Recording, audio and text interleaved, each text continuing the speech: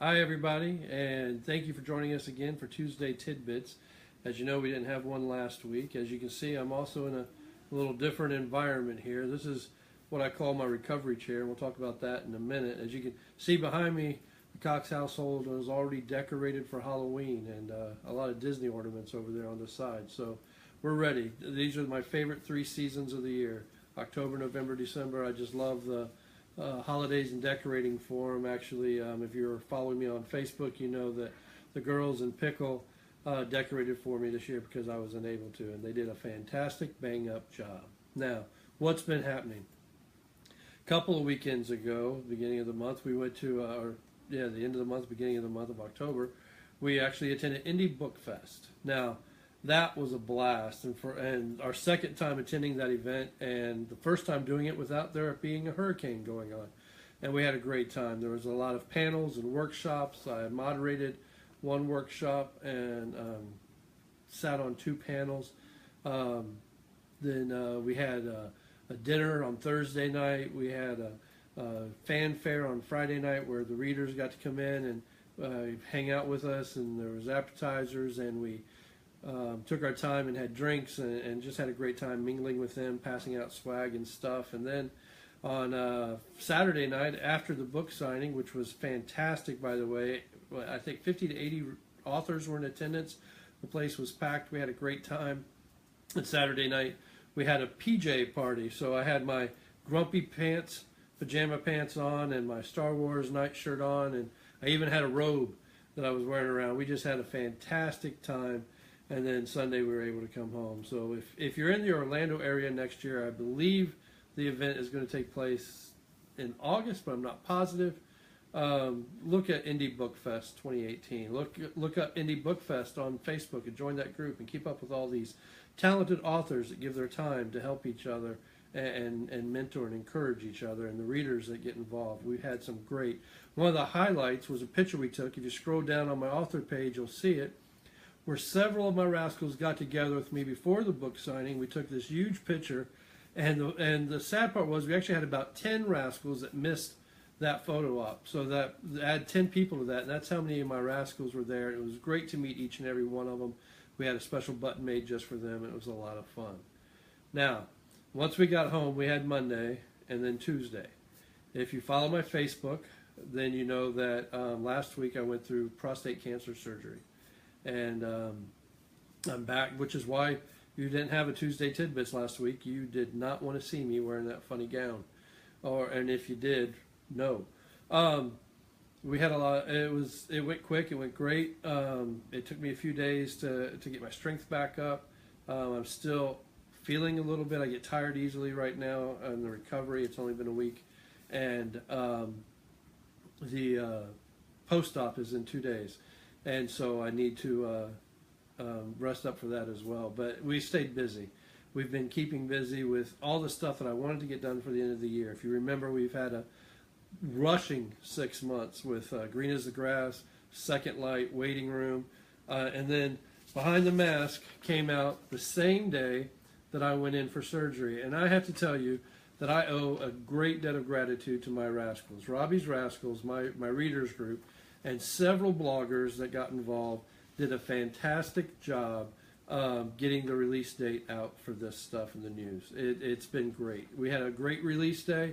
The reviews, there are several up there, all 5 stars. Go get this book and enjoy it, and then get the companion to it come Halloween. Great Halloween stories, some steamy romance. I guarantee you won't be disappointed. And I owe a lot to my rascals for making that happen and making that work. Now, what's going on now? You've heard me talk about Shards of Sass, and you've heard me talk about the Kindle world of Millie Taden's The Sassy Ever After. My book is now in the first round of edits for that, and this is the cover. As of right now, this is what we're looking at. This will be coming out November 9th in the Kindle world. And it is down for the first round of edits, and we'll be going for final edits by the end of the weekend. So we're excited about this, that this is happening. Now, Terry, thank you for saying that I was looking good. I appreciate it. Believe it or not, the surgeries helped me lose 13 pounds in 1 week. And you can't really tell, I know, but 13 pounds is pretty good.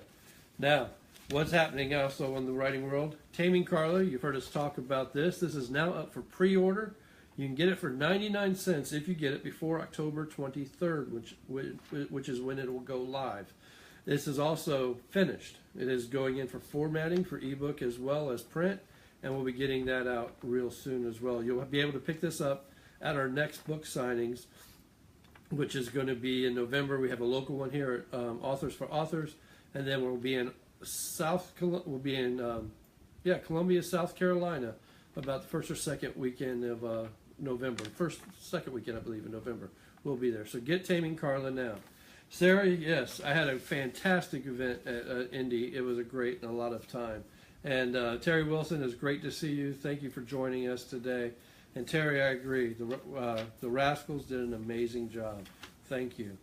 Now, the last book I'm going to talk about that for this year will be up for pre-order with probably within a couple weeks of the 1st of November. It is Under the Wrapping. It's just went to beta readers tonight, so I'll be getting that back hopefully soon, and we can continue on with this. This is the second book in the Best of Both Worlds series. Ribbons and Bows is the first. It came out 2 years ago. If you remember the story, 3 roommates, 1 girl, 2 guys, and she was having a relationship with both of them, and without either one of them knowing it, and she was hoping Santa was going to give her everything she wanted for Christmas. Well, in Under the Wrapping, we find out what happens when Santa does give her everything she wants for Christmas and how they all deal with it. So Under the Wrapping is up to the beta readers, and that's exciting. This is a 2-year book in the making, and I'm glad to see it coming to an end. Now, what's happening after that? Blades of Sass will be next year. Always Amy, which is the 3rd and final book in the Harper Twins, follows Taming Carla. And The Warrior's Blade, for my Warrior of the Way fantasy series fans. The 3rd book will be coming out next year as well. We're going to give all my editors and beta readers and formatters a couple month break here a little bit as they recoup, because we've pushed everybody really hard trying to get caught up this last bit before all my surgeries this year. I actually have 2 more surgeries coming up for my eyes, my cataracts. So I have a right eye in a couple weeks and then the left eye 2 weeks after that. So I'm not sure how well I'm going to be focused when I'm in Columbia, so make sure you definitely say hi and tell me your name so I can say hi to you again. Tyra, thank you. I feel good. I feel strong, and I appreciate it. Now, let's get to some of your questions. Joanne asked, what does success look like to me? Success to me is my family happy and being able to do what I love, and for all of us to be able to do what we love. To be able to go on trips the way we want to go on trips and travel, to be able to attend these events and meet people. Success is not letting anything hinder me.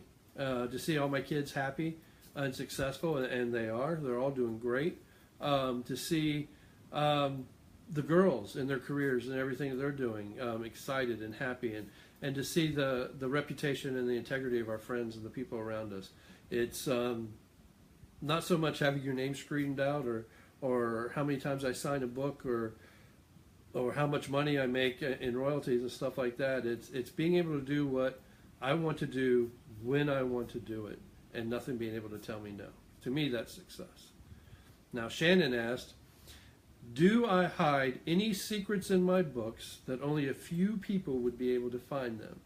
And the answer to that, Shannon, is yes. There are several bits of my own past in some of these books. There's several bits of childhood memories in this book. There are several scenes that I have replayed in my head that I have recalled from memory of happening in me. So some of the scenes are actually based off of fact that I have either seen happen or that have happened to me. And only the people who have been in those conversations or in those situations or part of those gatherings will recognize those things. Anybody else, they can guess all they want, they'd never know. And a lot of what you think in my steamy books is based on fact is not based on fact. Those are just stories. So I won't put that out right there. But everything else is good. Yes, Terry, we tell secrets. And it's fun to put little bits of my history and my past because I think that's why we go through things, is in order to use it for everything that happens in our writing, to be able to pull from it. When I used to teach, I did that. I pulled a lot from my life to teach lessons, and I try to do that in the themes of my stories.